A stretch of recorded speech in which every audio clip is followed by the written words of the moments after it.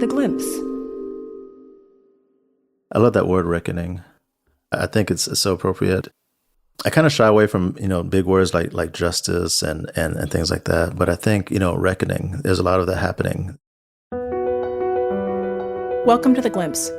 I'm your host, Camille Rankine. John Murillo doesn't shy away from reckoning. John is a poet and a teacher and has received fellowships from the NEA, Cave Canem, and the New York Foundation for the Arts, among many others. His debut collection, Up Jumped the Boogie, was the finalist for several awards, and his highly anticipated follow-up collection was released in 2020. John Murillo is our guest today on The Glimpse. Reading John Murillo's most recent book, Contemporary American Poetry, I found myself suspended, or maybe entangled, in this complex emotional web. The work is threaded through with considerations of rage, violence, and anguish, and the forces that create them. But at the same time, there's a delicacy to the poems and a tight control. I felt as if the poems took this question, what are men capable of, and held it up to light, examined it under glass, through a skillful musical lyricism. Welcome, John. Thanks for talking with us today. Thanks for having me. So I wanted to ask you about that title, Contemporary American Poetry. Is this book a sort of statement on poetics for you? In a way it is. There were 10 years between books, and I had a chance to kind of sit off to the side and watch, people writing their books and promoting their books and all this and that. And I think one of the things I was trying to do with the book is to just bring something honest back that I thought was lacking. I thought a lot of what I was seeing and reading seemed performative in many ways. And so it is kind of a critique of, and me just kind of trolling in some ways, but also, if that makes any sense, and also trying to be as authentic as possible at the same time. Yeah, okay. That's funny. I love that you use the word trolling. I did feel like reading the book so many times, I was like, what are you up to? Like, there was a little bit of a wink, I thought, in some of the approaches. Yeah, exactly. Well, I am trolling myself too. It's like that. Mm-hmm. And I think that's really more than anything in those poems, what I'm trying to get at. It's kind of a self-check, right? Yeah, definitely. That self-check, I think, is so present throughout the book. And one of the things that I feel like was just continually complicating the poems I was reading. And I just really loved that element of it so much. So speaking of, I would love for you to read one of the poems from the book, if you would oblige us. Absolutely. Great. And I think I'm reading on Confessionalism. And that's the one. Yes. Okay. All right. Not sleepwalking, but waking still, with my hand on a gun, and the gun in a mouth, and the mouth on the face of a man on his knees.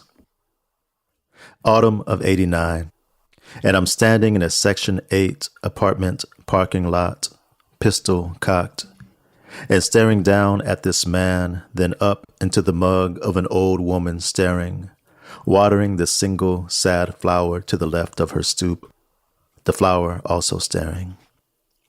My engine idling behind me, a slow moaning bass line and the bark of a dead rapper nudging me on, all to say someone's brokenhearted. And this man with the gun in his mouth, this man who, like me, is really little more than a boy, may or may not have something to do with it, may or may not have said a thing or two, betrayed a secret, say, that walked my love away. And why not say it? She adored me, and I, her, more than anyone. Anything in life up to then and then still for 2 decades after, and therefore went for broke. Blacked out and woke, having gutted my piggy and pawned all my gold to buy what a homeboy said was a Beretta. Blacked out and woke, my hand on a gun, the gun in a mouth, a man who was really a boy on his knees. And because I loved the girl, I actually paused before I pulled the trigger. Once, twice, 3 times. Then panicked not just because the gun jammed, but because what if it hadn't? Because who did I almost become? There, that afternoon, in a Section 8 apartment parking lot, pistol cocked, with the sad flower staring. Because I knew the girl I loved, no matter how this all played out, would never have me back. Day of damaged ammo or grime that clogged the chamber. Day of faulty rods or springs come loose in my fist. Day nobody died, so why not hallelujah? Say amen or thank you. My mother sang for years of God, babes, and fools. My father, lymph node masses fading from his x-rays, said surviving one thing means another comes and kills you. He's dead, and so I trust him. Dead, and so I'd wonder years about the work I left undone. Boy on his knees, a man now, risen, and likely plotting his long way back to me. Fuck it. I tucked my tool like the movie gangsters do and jumped back in my bucket. Cold enough day to make a young man weep. Afternoon when everything or nothing changed forever. The dead rapper grunted. The bass line faded. My spirits whispered something from the trees. I left, then lost the pistol in a storm drain, somewhere between that life and this. Left the pistol in a storm drain, but never got around to wiping away the prints. Thank you so much for that. Thank you. I love that poem. And it's it's a long one. It's like it really sustains your interest and pulls you along. When I'm giving readings, like that's the thing where I feel bad for the listeners often because I write really long poems, and I'm just hoping that they're paying attention and staying with me the whole time, as you never know. I want to ask you about the title, On Confessionalism. Mm-hmm. Like, why did you choose that title, and are you making an argument about confessionalism here? Yeah, I don't know that I'm consciously making an argument. So one of the things that I was trying to do in the book, at least for myself, really was to think about this space between our lived lives and the lives that we show others, or rather our true selves and our performed selves, right? And also the way we perform self to self, right? And the way memory changes over time. Mm-hmm. So I'm confessing something in that poem, but also what I'm doing is just playing with memory and fiction and the way we fictionalize memory. Mm-hmm. I mean, I think there's some things that you don't want to admit to yourself, even when you're confessing, Mm-hmm. That's something that is maybe one of the biggest challenges, is there's things that you don't want to open that door even to yourself. So to do it in a confession feels impossible. I feel like that's something that must be occurring for people as well. Yeah, all the time. So this is the first poem in the book. Can you talk about why you made the choice to start here? I didn't want the poems about violence or let's say police or state-sanctioned violence to take up too much psychic territory, right? I wanted it to still be in conversation with, or rather, how do I say, about the violences that we cause one another and self. Mm-hmm. So the first poem, that one that I just read, it has to do with violence, but it's more of an interpersonal violence. And I think it helps to set up a voice that I think is really speaking throughout the rest of the poems and serves as a touchstone. I think that if I would have started with another poem, it would have framed the book differently.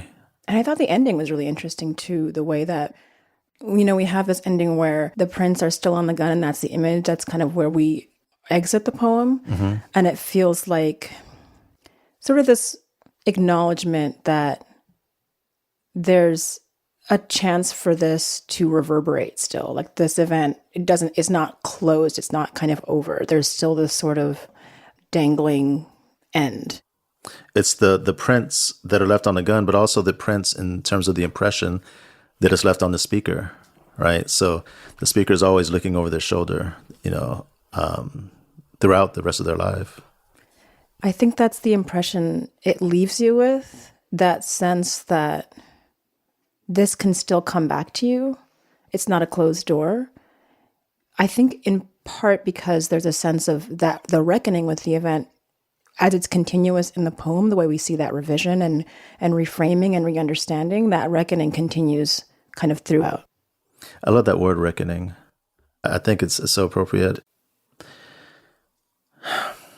I kind of shy away from, big words like justice and things like that. But I think, reckoning, there's a lot of that happening and has been happening for the last several years,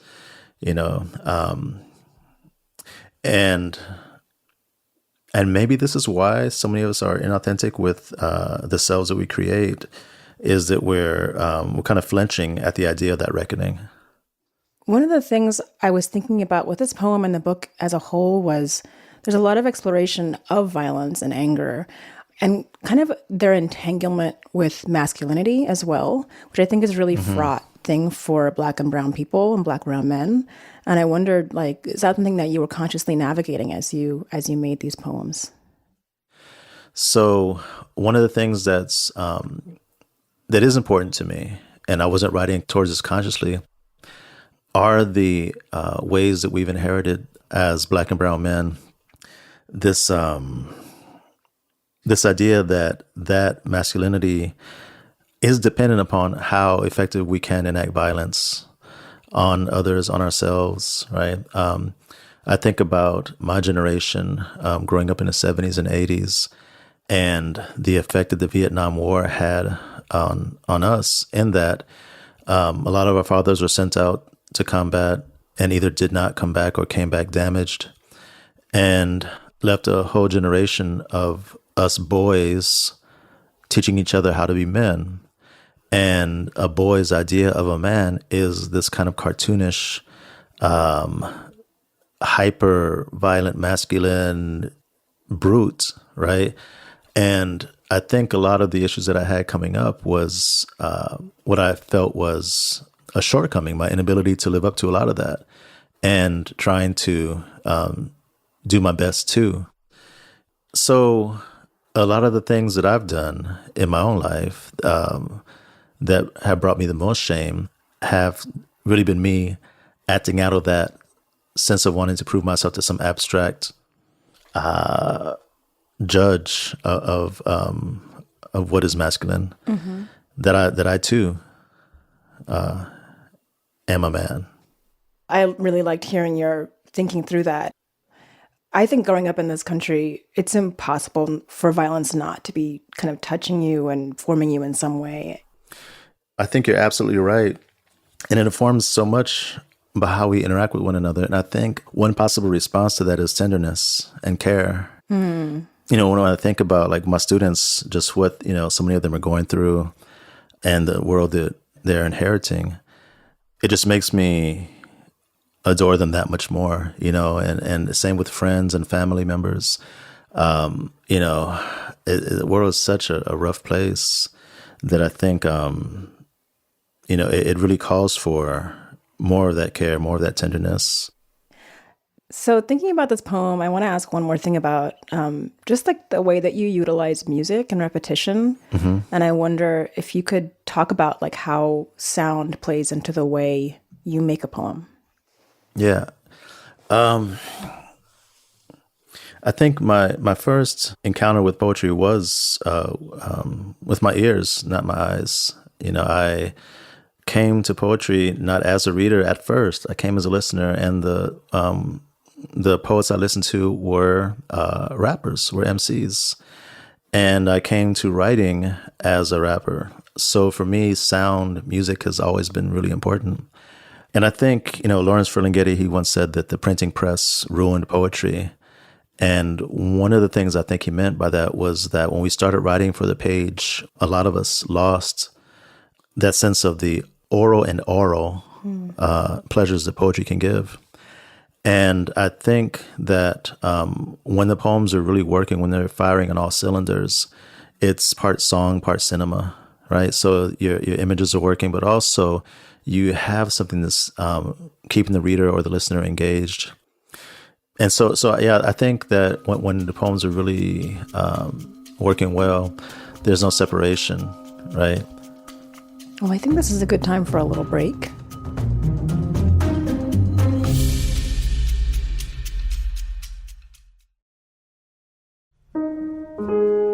We hope you're enjoying The Glimpse. It's just one small part of the Adrian Brinkerhoff Poetry Foundation. We're the founders, Peter and Kathy Halstead. Our goal is to make poetry more accessible to everyone, and we do that in a variety of ways. Through partnerships, our film series, this podcast, and our website, brinkerhoffpoetry.org. We hope these works will lure you into a parallel universe, the way a Mobius strip brings you into another dimension without leaving the page you're on. Thanks for listening. Okay, we're back. So we're going to talk about a poem that inspires you. Can you tell us which poem you've chosen? Yeah, so I've chosen this poem by one of my favorite poets, Etheridge Knight. Etheridge Knight is one of my favorite poets. This is not one of my favorite Etheridge Knight poems, but there's something compelling about this. I'll read it and then I'll talk about it, yeah? Okay, yeah. So the poem is called Cop-Out Session. I done shot dope, been to jail, swilled wine, ripped off sisters, passed bad checks, changed my name, howled at the moon, wrote poems, turned back over flips, flipped over backwards. In other words, I've been confused, fucked up, scared, phony, and jive to a whole lot of people. Haven't you? In one way or another? Anybody else want to cop out? So this is a short poem of his, but I think what I find most compelling, he's an uneven poet, right? So some poems are way better than others. At his best, he's really singing. But one of the things that I love about him, in addition to his range, is how honest he is, right? So for your listeners who may not know, Etheridge Knight is a poet who served in the Korean War. In the war, he got a shrapnel wound, and because of the shrapnel wound, developed an addiction to, I think, opioids, painkillers. Once he was discharged, he committed a robbery or burglary, I think, trying to feed his addiction, and went to prison. And it was in prison where he started writing and reading poems. And while he was in prison, he began corresponding with other poets, Gwendolyn Brooks among them. And, he got out and is one of the, I think, most important poets in the tradition. He's known primarily for his prison poems, but he also has some really beautiful love poems. And in that poem in particular, I just love the honesty. He's just putting it all out there, right? I've done this, I've done that. I'm a piece of shit, blah, blah, blah. Aren't you? Yeah. It has that, again, that self-critical gaze. Mm-hmm. Like we're talking about the idea of reckoning and how that has to be inward as well as outward, and how people have such a hard time with that. I mean, understandably. And I love what you were saying about that notion of being a good person and how it's like a posture people want to adopt but don't want to perform. And even that idea, right, Camille? Like the idea of a good person, like what does that even mean? We're very complex, right? Mm-hmm. And the thing that I noticed just in the course of us living our lives, right, becoming who we are going to be, like you will hurt people. But I think this idea of when we reduce it to such a binary, good and bad or good and evil, which is a really juvenile way of looking at things, I think. We do ourselves a disservice as humans and also especially as writers. As a writer, I think it's really important to never exempt yourself from seeing critically and analytically. Yeah, I like that this poem, it's both doing that work, but it also is a confrontation at the end, like, and your turn. Yeah. And so, you read a poem like that and you either take up the challenge or you don't, right? But if you're taking it up honestly, there is some risk involved, right? You might reveal a self to yourself that is hard to live with. You may lose friends. You may lose institutional support, right? Yeah. So, that's a real thing. I'm thinking about the way this poem moves too. There's a moment like halfway through where he kind of distills and kind of reframes what everything above means. In other words, I've been confused, fucked up, scared, phony, and jive. It's like another confession, like another layer of confession that happens there. Yeah, absolutely. I think there's something in this moment. It's so vulnerable, so raw. Like, there's no dressing it up. It's just like, look, this is what it is. Yeah. And each of those things, right? When you think about, again, this self that we present, how many of us are willing to say that we've been scared and phony, right? So you said this was not your favorite Etheridge Knight poem. Do you have a favorite? Wow. Yeah, I do actually. I don't know why I'm acting like that's a hard question. Feeling Fucked Up is my favorite Etheridge Knight poem. Mine too. I'm obsessed with that poem. It's so good. That poem, it's so good. It's so good. And and to me, it's like when you talk about love poems, that's it right there. Yeah. So before we wrap up, I want to ask you, what are you working on right now? Do you have anything in the works? Oh, man, I've been scribbling badly for the past couple of years. But I did finish a collection of translations, Raphael Alberti, his book Concerning the Angels. So I translated that this past year, and that's coming out in 2025. Nice. Nicole and I, we wrapped up the Dear Youssef anthology, editing that. That's coming out in 2024. But as far as the poems, I'm kind of trying to vary my influences, listening to different music, watching different films, reading different poets, and just seeing what I can glean from them, and just waiting and seeing how it affects the writing, and just giving myself time. I hope there's not 10 years between books 2 and 3. Yeah. Well, I'll give you all the grace. You take your time. You take your time, John. Thank you.